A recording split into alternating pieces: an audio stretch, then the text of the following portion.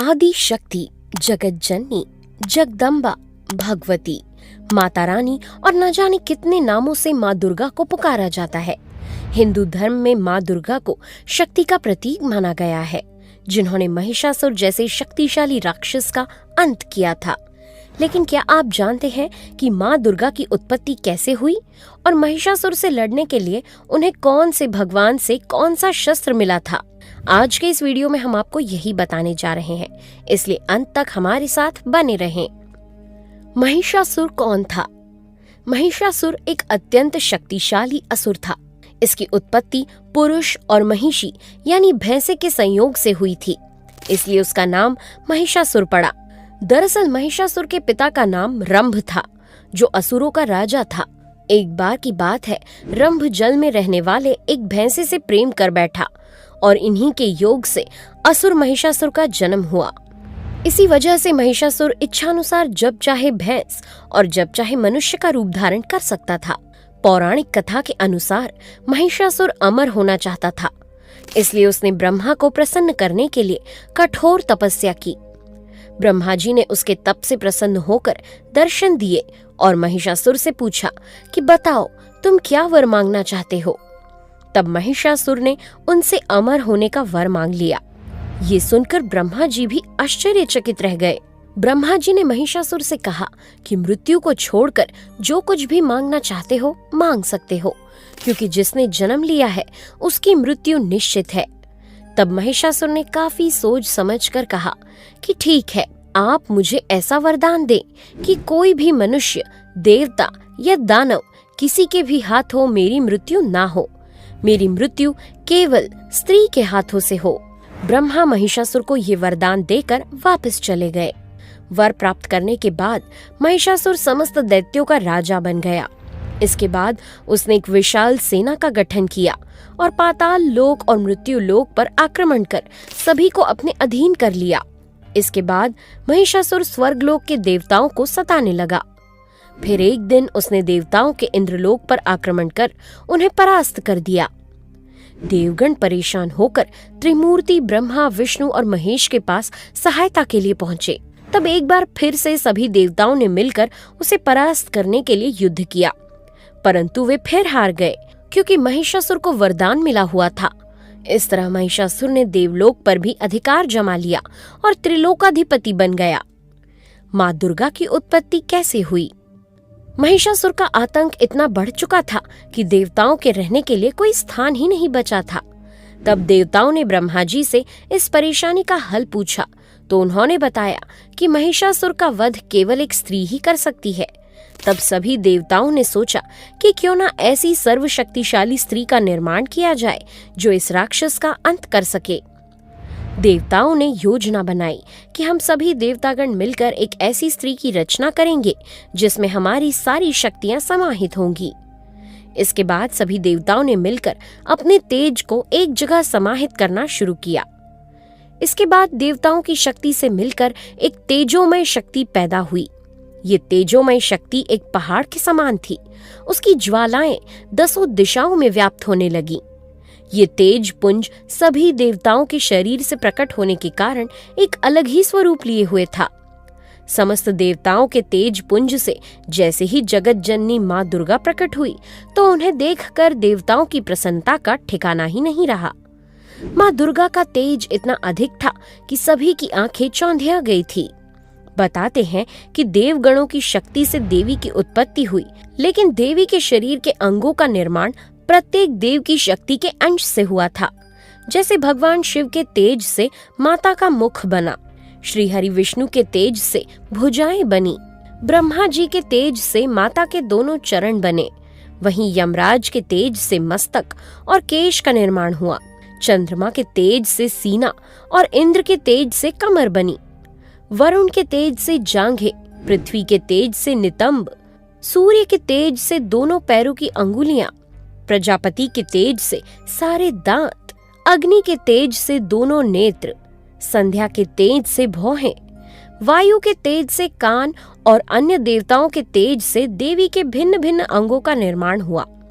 माँ की लाल साड़ी तारों के देवताओं की शक्ति से बनी थी, तो वहीं विश्वकर्मा ने माँ के लिए आभूषणों को तैयार किया। किस देवता ने अपना कौन सा शस्त्र दिया? देवी का जन्म तो हो गया, लेकिन असुरों के अंत के लिए अभी भी अपार शक्ति की जरूरत थी। तब भगवान शिव ने माँ दुर्गा को अपना त्रिशूल दिया, भगवान विष्णु ने अपना सुदर्शन चक्र, हनुमान जी ने गदा और श्री राम जी ने धनुष दिया। अग्निदेव ने शक्ति व बाणों से भरा तरकश दिया।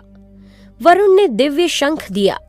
प्रजापति ने स्फटिक मणियों की माला, लक्ष्मी जी ने कमल का फूल, इंद्र ने वज्र, शेषनाग ने मणियों से सुशोभित नाग, वरुण देव ने पाश व तीर, ब्रह्मा जी ने चारों वेद और हिमालय पर्वत ने माता को उनका वाहन यानी सिंह दिया। इन सभी शस्त्रों को देवी दुर्गा ने अपनी 18 भुजाओं में धारण किया।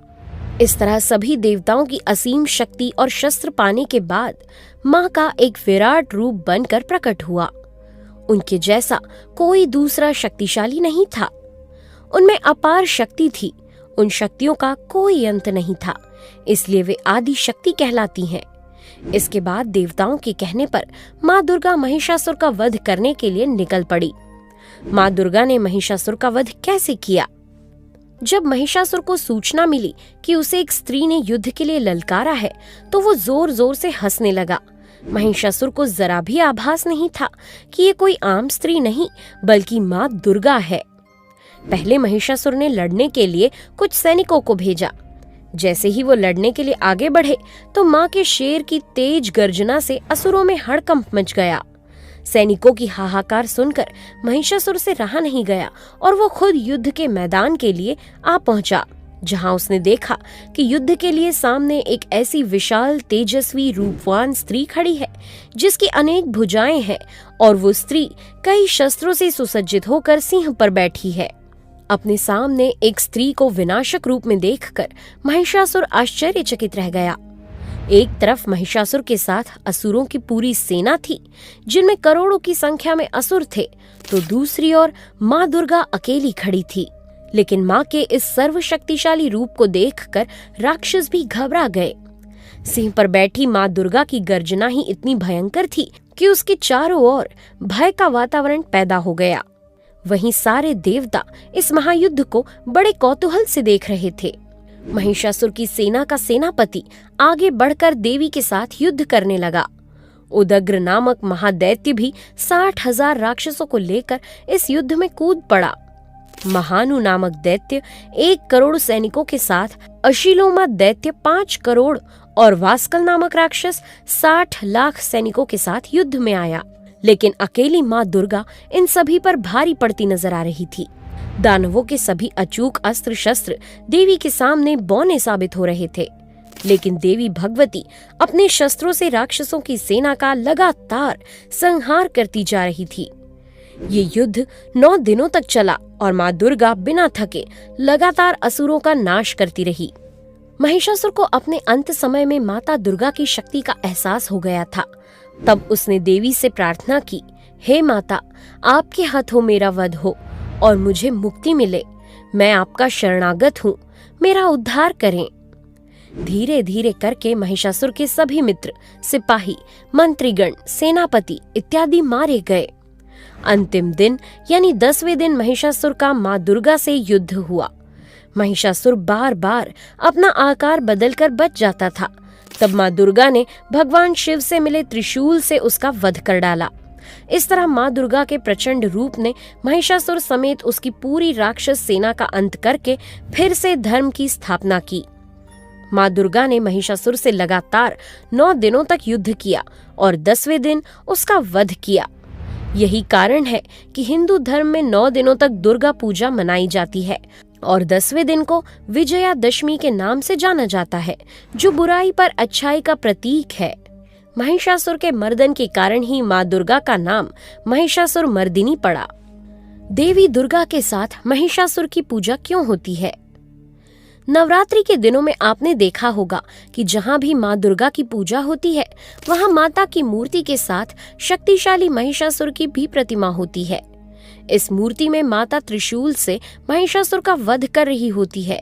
कई तस्वीरों में भी माता के साथ महिषासुर को दर्शाया जाता है। लेकिन क्या आपने कभी सोचा है कि माता के साथ महिषासुर क्यों होता है?